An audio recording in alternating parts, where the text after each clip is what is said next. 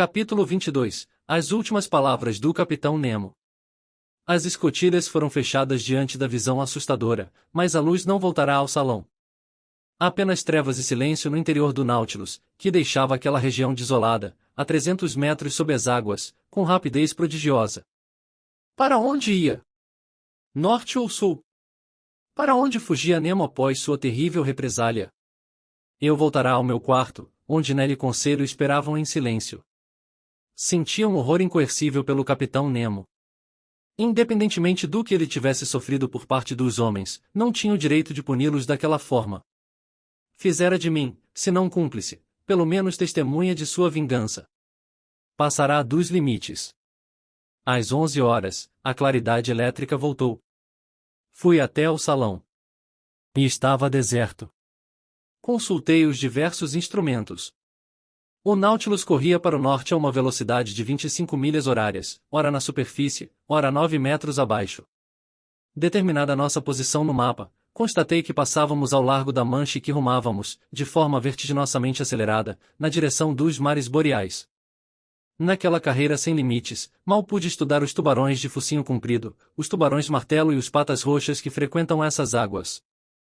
Também me escaparam grandes raias-águias do mar, nuvens de cavalos marinhos, semelhantes aos de um tabuleiro de xadrez, enguias agitando-se como girândolas, exércitos de caranguejos fugindo obliquamente e cruzando as pinças sobre sua carapaça, além de cardumes de golfinhos apostando corrida com o Nautilus. Agora, porém, não se tratava mais de estudar ou classificar. À tarde, já havíamos percorrido 200 léguas de Atlântico. Anoiteceu e, até que a lua despontasse, o mar foi vestido pelas trevas. Voltei ao quarto. Impossível dormir com tantos pesadelos. A horrível cena de destruição não me saía da mente. A partir desse dia, quem poderá dizer até onde nos arrastou o Nautilus na bacia do Atlântico Norte? Sempre a uma velocidade incalculável. Sempre em meio às brumas hiperbóreas. Tocou na ponta de Spitsbergen, nos penhascos da Nova Zembla. Percorreu mares ignotos, o Mar Branco, o Mar de Kara, o Golfo de Obi, o arquipélago de Liahov, as praias desconhecidas da costa asiática? Eu não saberia dizer. Perdi a noção do tempo, parado nos relógios de bordo. Parecia que a noite e o dia, como nos confins polares, não perfaziam mais seu curso regular. Sentia-me arrastado para os domínios do estranho, onde haja fértil imaginação de Edgar Allan Poe. A todo instante, esperava deparar-me, como o fabuloso Gordon Pym, com aquela figura humana velada, de proporções mais avantajadas que a de qualquer habitante da Terra, lançada através da catarata que defende o acesso ao polo. Calculo, mas talvez esteja enganado, calculo que a intrépida carreira do Nautilus estendeu-se por 15 ou 20 dias, e não sei quanto teria durado sem a catástrofe que pôs termo à nossa viagem. O Capitão Nemo sumira, bem como seu imediato. Não víamos nenhum homem da tripulação. O Nautilus navegava submerso praticamente o tempo todo. Quando subia à superfície para renovar o ar, os alçapões abriam-se ou fechavam-se automaticamente. Nossa posição deixará de ser marcada no planisfério. Eu não sabia onde estávamos. Como se não bastasse, o canadense, cujas forças e paciência chegavam ao fim, não aparecia mais. Conselho em vão tentava arrancar uma palavra dele, e, temendo que num rompante de delírio e sob influência de uma nostalgia esmagadora ele se matasse, vigiava-o constantemente. Era compreensível que, em tais condições, a situação ficasse insustentável. Certa manhã, eu não saberia precisar a data, eu cochilava nas primeiras horas do dia, uma sesta penosa e enfermiça, quando fui despertado por Ned Land, debruçado sobre mim e sussurrando, "Fujamos." Pus-me de pé. Quando? Perguntei. Hoje à noite. Não há sinal de vigilância dentro do Nautilus. Eu diria que a perplexidade reina a bordo. Está pronto, professor? Sim. Onde estamos? À vista de terras que detectei em meio às brumas da manhã, a 20 milhas a leste. Que terras são essas? Ignoro, mas isso não vem a zero caso, serão nosso refúgio. Sim, Ned. Sim, fugiremos à noite, nem que seja para sermos engolidos pelo mar. O mar está raivoso, o vento, inclemente, mas fazer 20 milhas no ágil escalar do Nautilus não me assusta. Consegui levar para lá víveres e algumas garrafas d'água, sem que a tripulação notasse. Conte comigo. Outra coisa, acrescentou o canadense, se eu for apanhado, fique sabendo que me defenderei até a morte. Morreremos juntos, amigo Ned. Eu estava disposto a tudo. O canadense me deixou. Fui até a plataforma, em cuja superfície vacilei devido à arrebentação das ondas. O céu estava ameaçador, mas, uma vez que a terra estava lá, atrás daquelas brumas espessas, precisávamos fugir. Não podíamos desperdiçar um dia, uma hora. Voltei ao salão, ao mesmo tempo querendo e receando encontrar o capitão Nemo. O que lhe teria dito? Poderia esconder-lhe o involuntário horror que ele me inspirava? Não. Era preferível não me ver face a face com ele. Melhor esquecê-lo. Mas, apesar de tudo, que dia cumprido aquele, o último que eu passaria a bordo do Nautilus. Fiquei sozinho. Ned Land e Conselho evitavam falar comigo com medo de se denunciarem.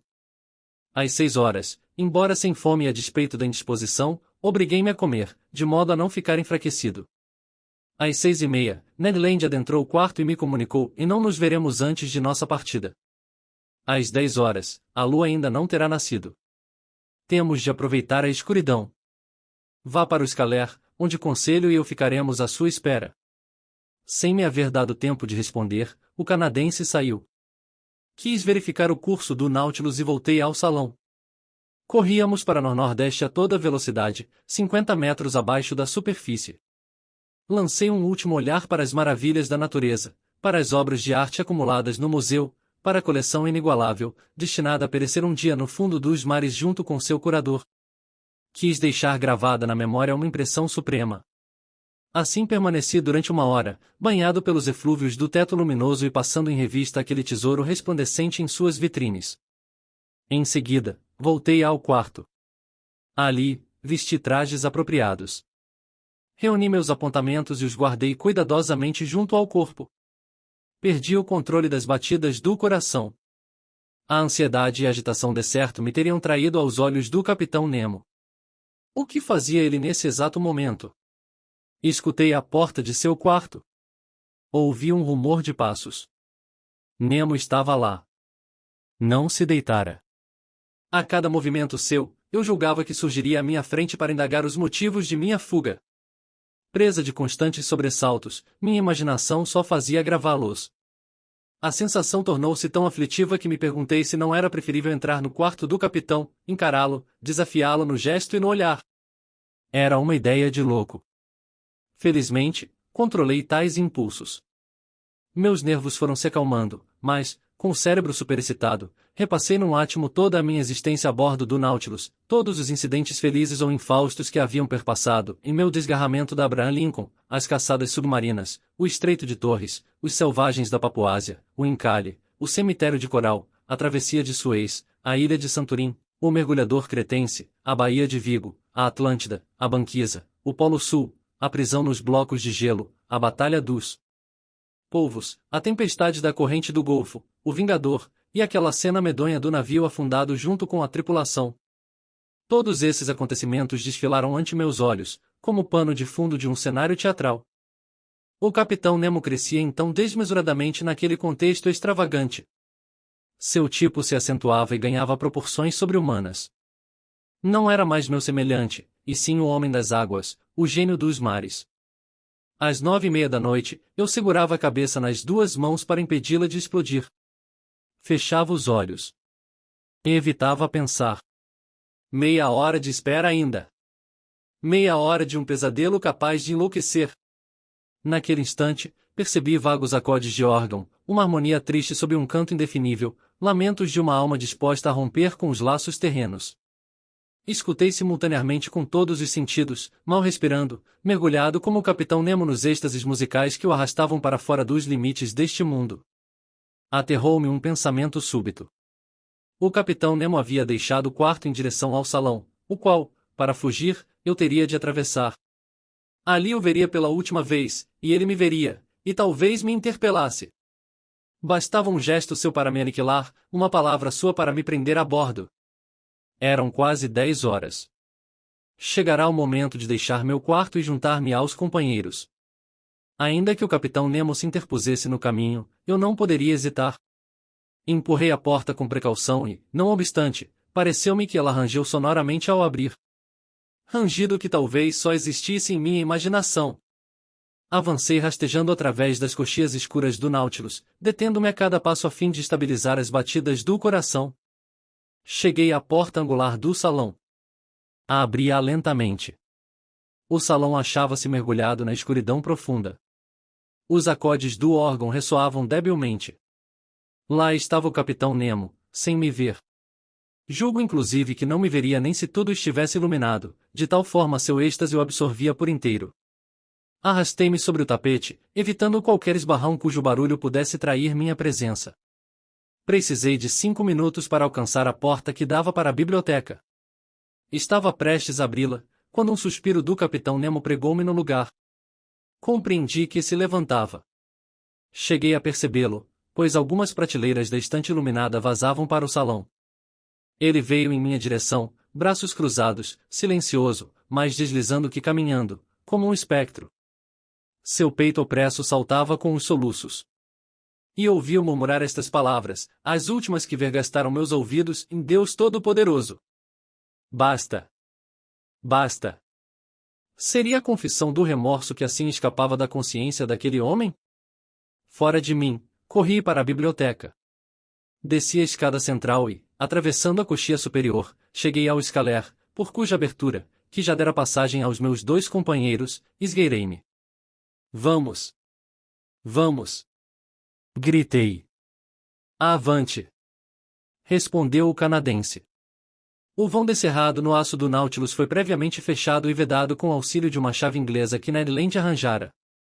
A abertura do escaler fechou-se igualmente, e o canadense começou a desatarrachar os parafusos que ainda nos prendiam ao submarino. De repente, ouvimos rumores no interior do aparelho. Vozes interpelavam-se com vivacidade. O que teria havido? Teriam notado nossa fuga? Senti que Ned Land me passava um punhal. Sim. Murmurei. Saberemos morrer. O canadense interrompera o que fazia, e uma palavra, 20 vezes repetida, uma palavra terrível, revelou-me a causa da agitação que se propagava a bordo do Nautilus. Não era para nós que sua tripulação vociferava. Maelstrom! Maelstrom! Exclamavam. O Maelstrom! Que nome mais aterrorizante, em situação não menos aterrorizante, poderia reverberar em nossos ouvidos? Achávamo-nos nas perigosas paragens da costa norueguesa? O Nautilus teria sido arrastado para aquele abismo precisamente quando nosso escaler estava prestes a se soltar de seu casco? Na época do fluxo as águas comprimidas entre as ilhas Faroe e Lofoten são precipitadas com uma irresistível violência, criando um turbilhão de que nenhum navio jamais se desvencilhou.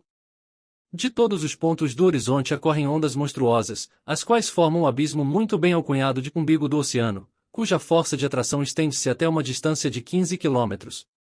Para ele são arrastados não apenas navios, como baleias, para não falar dos ursos brancos das regiões boreais. Foi nele que, voluntária ou involuntariamente, talvez, o capitão precipitou o Nautilus, descrevendo uma espiral cujo raio diminuía progressivamente. Da mesma forma, o escaler, ainda agarrado ao flanco do submarino, era carregado a uma velocidade vertiginosa.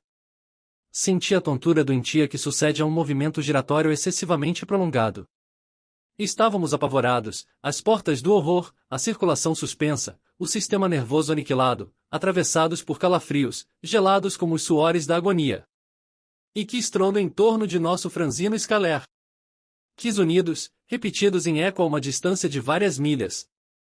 Que estrépito daquelas águas quebradas contra as rochas pontiagudas do fundo, ali onde os corpos mais resistentes se esfacelam, ali onde os troncos de árvores carcomidas formam uma floresta de agulhas, segundo a expressão norueguesa. Que situação! Éramos sacudidos freneticamente. O Nautilus defendia-se como um ser humano. Seus músculos de aço estalavam. Às vezes empinava, e nós junto com ele. Temos de aguentar firme, disse Ned, e prender de volta os parafusos. Presos ao Nautilus, ainda temos uma chance. Ele não terminara de falar quando ouvimos um tranco. Os parafusos haviam se soltado, e o escaler, arrancado de seu alvéolo, foi arremessado como a pedra de um estilingue no meio do turbilhão. Minha cabeça chocou-se com um vergalhão, e perdi os sentidos.